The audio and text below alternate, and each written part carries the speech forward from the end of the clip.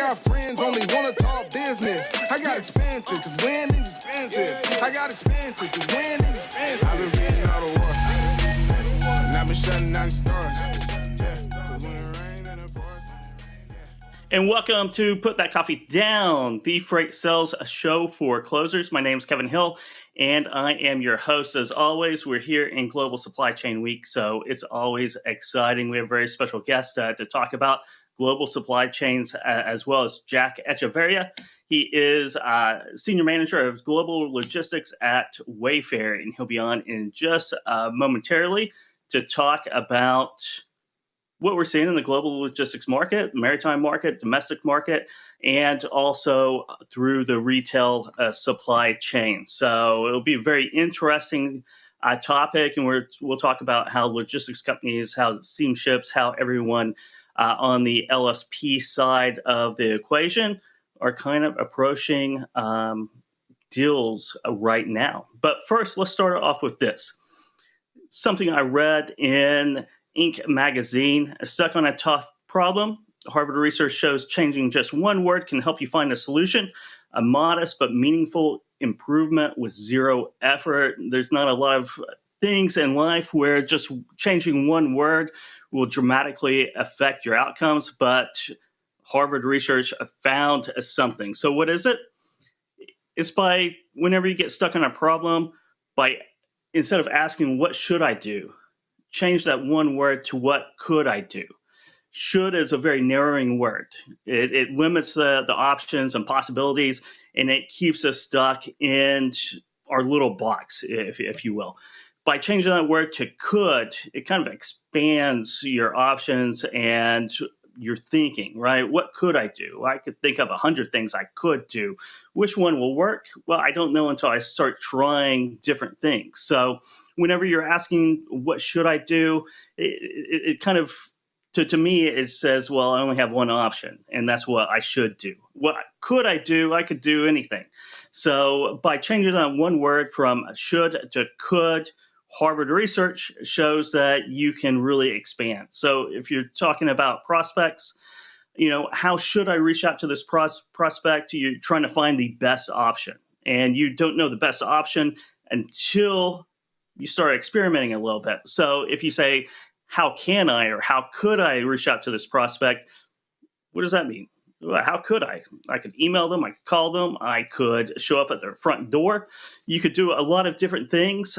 You could message them on LinkedIn, Twitter. You could start engaging in their posts. What could I do to win this business? You start really thinking and expanding your options. One of those options will usually work, but you never know which option it is, or which path or which method until you actually start doing it. So start whenever you come up against an issue or a problem, instead of saying, what should I do to resolve this? What can I do or what could I do to resolve this? I think you'll find the results to be powerful. Be powerful. You'll up your sales game, your business game, your life game. Doesn't really matter. It all flows in to one philosophy. So with that said, I want to talk a little bit about global supply chains and the logistics market and what shippers are seeing. And I'm going to do that now with Jack from Wayfair. We're going to bring him on the show right here and welcome him on. Jack, always good to see you. How are you doing today? Good. I think you just saved my marriage with that. So, I think after this, I'm going to start rephrasing how I speak at home. It's very powerful for that. What should I do or what can I do? Right? It's especially in logistics where you never know what the problem to any solution is until you start doing it. It's kind of like marriages too. Exactly. No, I think it's always about your state of mind. And when I came into the industry, even if you can't do it today, I can't do it now, but I could do it in the future. How can I, obviously provide the best service, even if it's not conducive to the conditions now? How can I give, people value? So no, I agree 100% with the research. And if it's coming out of an Ivy League school, how can you argue? I know, right? Yeah, how should I put together my supply chain, right? Exactly. How should I? I'm trying to look for the perfect solution, but there are no perfect solutions. Perfection is the enemy of profitability. How can I? You start kind of assembling different pieces, and all of a sudden you find something that works. and you go with that, and you leave behind the things that don't work, and all of a sudden you're iterating into something that works. And it works because we're going to talk about supply chains as competitive advantages today. And, through that process, you find something that maybe is a competitive advantage. If it isn't, then you keep on working on it, right? Yes, sir. Yeah, no, exactly. And I mean, I think that's kind of the mantra we've had at Wayfair and the Cascade logistics side that I'm on is we saw the value as a company in 2015 investing into our own supply chain and really controlling our own destiny.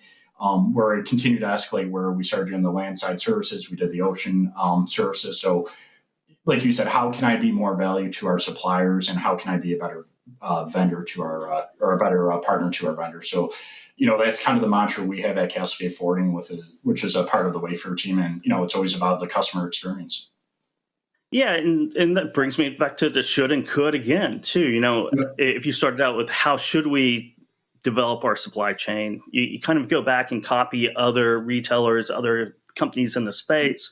How can we? It opens up the possibility of really creating your own logistics arm, taking control of that, and operating it in some respects like an LSP, right? Yeah, without a doubt. And that's kind of what we saw the value in is how can we become more entrenched with our suppliers? What are they looking for? How can we make their lives easier? How can we get the product to North America or Europe faster so their consumers could have access to it immediately? So that's where we saw a lot of the benefit is just the visibility that our suppliers are wanting, knowing what's going on with their shipment, if there's delays, if there's any customs issue. And it's the more you control, the more access and the good partners you have. I mean, that's kind of where the supply chain is a competitive advantage. So that's what we really listen to our suppliers. We listen to the ocean carriers, the landside procurement teams, and just kind of saying, not just on the supplier side, but how can we be a better partner for the partners that we have? I mean, it's very cliche, but a lot of people hear, but they don't listen, and that's what we try to do at Wayfair and Castlegate. Yeah, you're exactly right. A lot of people do hear, but they don't listen. And by taking control of the supply chain, by doing it in this novel way, it's a key differentiator, right? And it is a competitive advantage because you have capabilities that your competitors don't have, and you can get goods from Asia, from internationally into your warehouses, sold, shipped, delivered at a much faster and efficient rate than company X and company Y, company Z. Yes, sir. Yeah, and that's kind of what it is. I mean, for the segment that we're in, I mean, the consumers, I mean, nowadays with the internet and people have so many options, and it's really going to come down to a low price point, good service, and just having access to the goods. And I think that's what we learned from the pandemic is through the last 2 to 3 years, you really need to control your own destiny. You got to have the product available for consumers to get access to it. I think when the pandemic originally started, it's not that the inventories were low, but we just weren't expecting the demand for certain goods. And then you saw it kind of get out of the our fulfillment centers right away. And then we obviously had issues because of the pandemic getting it into North America and Europe. So it's really, we're trying to strategize, learn, take what we learned from the pandemic, understand the conditions that we're experiencing now and what will it be like over the next few years, and how can we avoid obviously adding any additional costs that we maybe did incur during the pandemic while continuing to have solutions for our suppliers. I mean, in the end, if we can't get the goods from the ports to the fulfillment centers, we're going to fail our suppliers and they're going to look for other solutions. So that's kind of where we saw is obviously data visibility and speed to market for the goods. Yeah, the pandemic comes along. You can't really forecast that huge disruption in the market. You go from really, you mentioned not low inventories, but really just in time, lean, efficient, Six Sigma, if you say, inventory levels to just a whole different world, a whole different business model. During the pandemic, because part of the pandemic, you're just trying to get as much inventory over as possible because it's getting sold. When we look at changes in how people view inventory levels, supply chain through the pandemic, do you think we'll see structural changes that'll last for a generation, or do you think once everything calms down, people might revert back to the status quo? Certainly, investor sentiment, investor pressures. What do you think, or do you think it's going to be somewhere in the middle? We believe it's going to be somewhere in the middle. You did see a pretty significant shift, obviously, with the some of the dynamics in the North America from the West Coast to the East Coast. We do feel that you will see some shift go back to the West Coast, but I do think companies like us have learned that you just can't have one entry point into North America or Europe, that you have to have many solutions, especially when you're attacking the inland markets, anything to do with rail. So while we do feel that certain companies will continue to utilize the West Coast just because of the transit time and the rates, a lot of other companies understand that the costs that they incurred because of port fluidity, lack of equipment, so on and so forth, it's gonna really put pressure on people to have different entry points, if you may, to get to the Chicago market, to get to Cincinnati, get to KC. And then, as you said, the price point, what is most important? Do we need to get to the West Coast and we got to get it out to the consumer immediately, or can we, maybe maximize the East Coast and, the transit time obviously being significantly longer? Do we feel that it's still going to get to the fulfillment centers and the end customer in a adequate enough time, and the savings would be there and less opportunity for hiccups to occur that could cause disruption in the supply chain? So we do feel like some habits are going to go back. I think also every company has a different consumer base, and it's really understanding what do your consumers want and how can you execute and how can you provide it to them where they don't see the difference if the transit's longer. Yeah, I think some ports on the East Coast or outside of LA and Long Beach saw market share gains. I think they'll give a little bit of that back, but I think at the end of the pandemic that some part of that increase in market share is going to be very sticky. It is. I think the Gulf region is a good example where it's really gone up on the TEUs. New York obviously is the largest port of entry right now, looking at it separately from LA and Long Beach. So I do think there's a lot of value. I think the East Coast, obviously the population concentration is there, but the network is very concentrated also. So the rails and the Class 1s have been investing a lot of money into expanding so they could do double stack, so on and so forth, to kind of penetrate those markets. But the West Coast of transit time is so attractive, and just getting the speed to market is very valuable. So for us to get to Chicago, Cincinnati, the Canadian ports, we're going to continue to have 3 entry points where previously, pre-pandemic, we weren't as diverse on the entry points. And that brings, if you have multiple entry points, that brings in a whole new modeling of a supply chain, right? It brings in a little bit more complexity as you build a plan for the ports of entries, how to move inland, what are the most optimal routes, which entails. Right. It entails that it's going to be a little bit more complicated. There's going to be new analysis created and made, and probably some technology or tools that will probably be invented and brought to market to address those needs. Yeah, I think it comes down. It's going to be more complicated, but the supply chain is complicated. I don't think there's a lot of visibility or the difficulty of getting goods from Asia to a market such as Europe, South America, North America, wherever you go. But I don't think anyone could sustain the amount of friction that we felt during the pandemic again. I think some companies are going to feel very, I don't want to say confident, but maybe they feel that they have better data points that they could predictively, predict any issues going forward. But for us at Wayfair, we got to service the supplier. We have to service the customer. So we don't feel that's the best strategy for what we do, but for other goods, they may feel it could be beneficial. But I also think the data, just everyone has so much access to data now. You can make educated decisions and you could kind of become more nimble than you had prior. So yes, it's going to be a lot more, it will be more difficult, but if you have good data, you have individuals that understand the industry, you should be able to be more proactive than reactive like we've seen.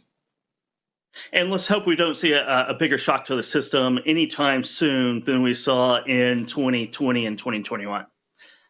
I agree. I think I saw one article today by Rachel about the owner operators. I think that's something people in the industry have to pay attention to. You've seen the ocean rates decline pretty significantly. You have seen the landside rates decline, but the cost of operating a tractor in both Europe and in North America is skyrocketing. Fuel, continues to be pretty high.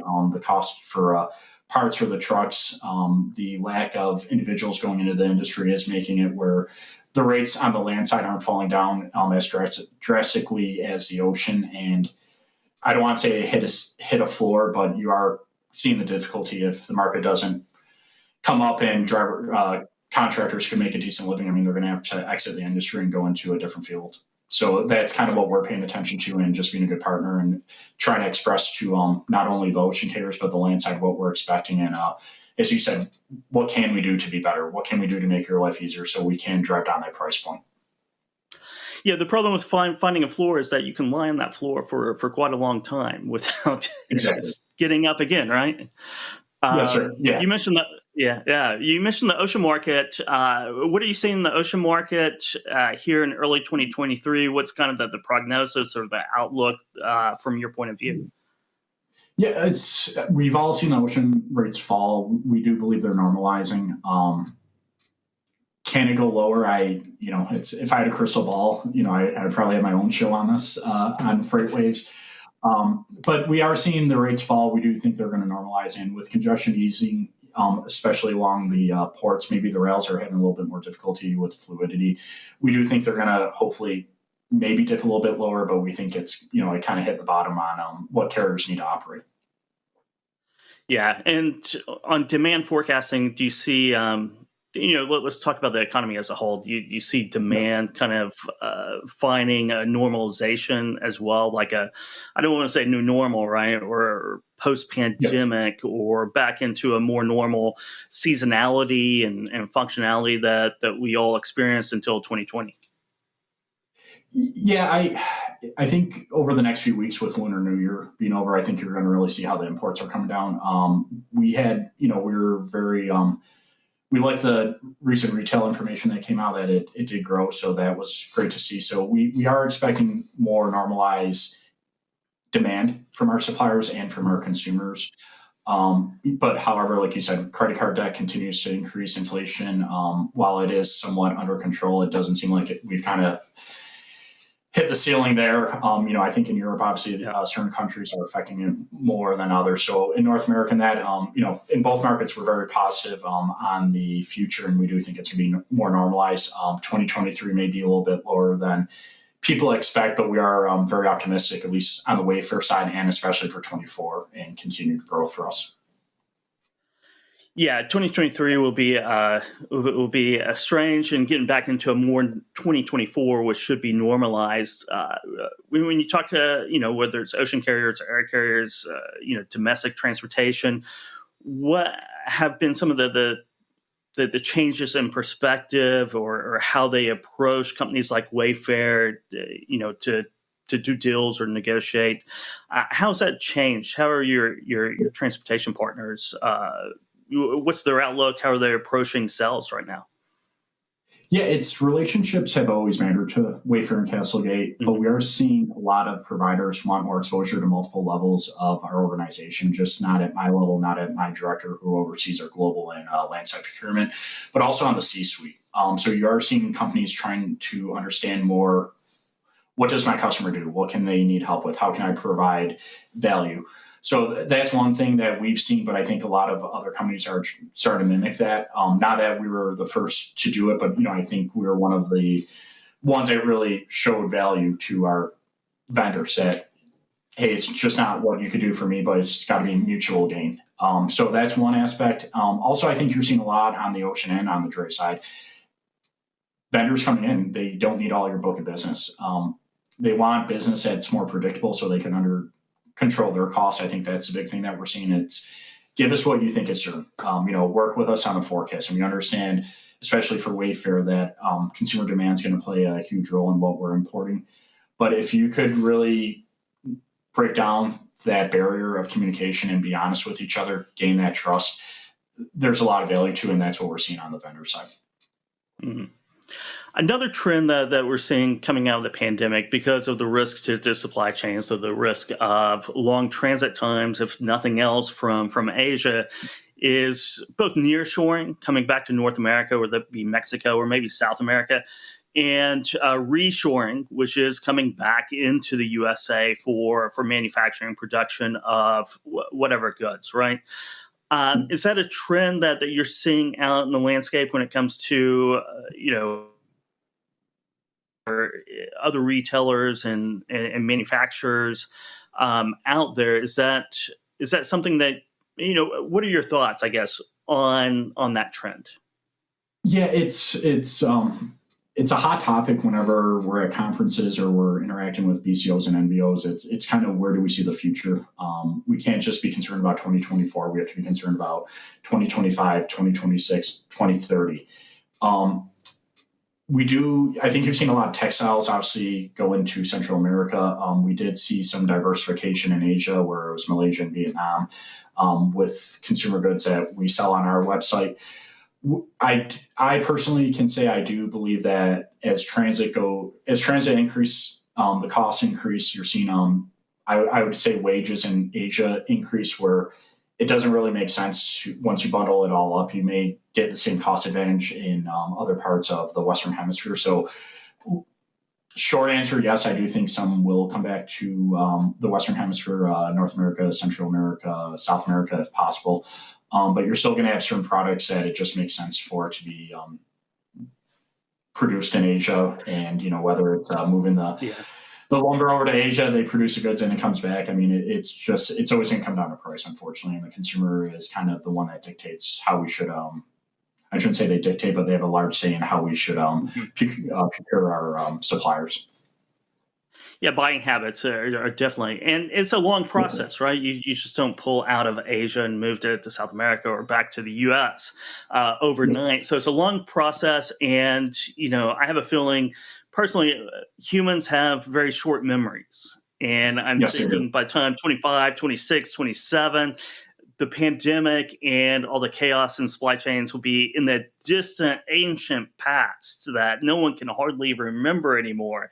And investors will be clamoring at companies to run lean, run efficiently, source from Asia, and we'll go kind of cycle back right to where we're at until the next shock. I do think it's true. I know I could say I do believe a lot of C-suites now understand what drayage is. They understand what a container is. They know what per diem is. So if anything good came out of the pandemic and what we've experienced lately, I mean, it is, I think, the education of supply chain and transportation. It's been brought to the forefront. I think a lot of companies now are really using that to their advantage. If you have a, I don't want to say complex supply chain, but if you have a supply chain that is well-oiled, maintained, you have good individuals behind the scenes operating, you have the connections, the C-suite will continue to push that. I mean, I do agree. I think people have a short memory. However, this may have left a lasting imprint on a lot of people's minds. So I hope people don't go back to their old habits. And if they do, I hope they're our competitors. Yeah, and I think there's room for a very lean, well-oiled supply chain with a little bit of robustness in there, a little bit of redundancies to, as you might call, a margin of error, because you never know what's going to happen tomorrow. And if you just leave a little bit of margin of error in your supply chain, then you can take advantages of when things are disrupted, which they happen. Maybe not as severely as pandemic, but that they do happen. Yep, and we see that too. That's where we did invest some of our own assets. We procured our own chassis. That was one thing that we didn't want to spend too much capital on, but we did see the value of, once again, controlling our own destiny. When the container hits New York, if it hits Savannah, wherever it is, we want to make sure that we have a chassis for that container to get on, and then we could get into our fulfillment center. So we are investing in areas that make sense, that we're not going to really expose ourselves to any margin loss, that also produces a better customer experience. And I think you hit the nail on the head right there, and that's the moral of the story and the interview is controlling your own destiny. Now, however you Yes, sir. run, you can run as lean as you want to. You could run as redundant as you want to. But as long as you're controlling your own destiny, you are in a position to create a competitive advantage with your supply chain. If you don't control your own destiny, then there's no way in the world, there's no chance that your supply chain is going to be a competitive advantage.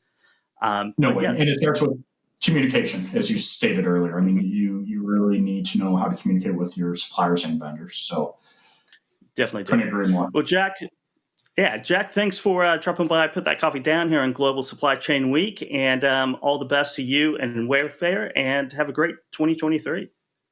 Great. Thanks for the time. Appreciate it. You bet.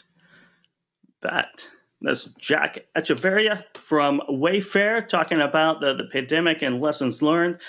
We have a great afternoon coming up here on Global Supply Chain Week. We're going to talk a little bit about global supply chain risks with Eric Coolidge, and also Put That Coffee Down. You can download it on Freightcast or Put That Coffee Down wherever you download your podcasts. But this wraps it for this episode. We'll see you next week.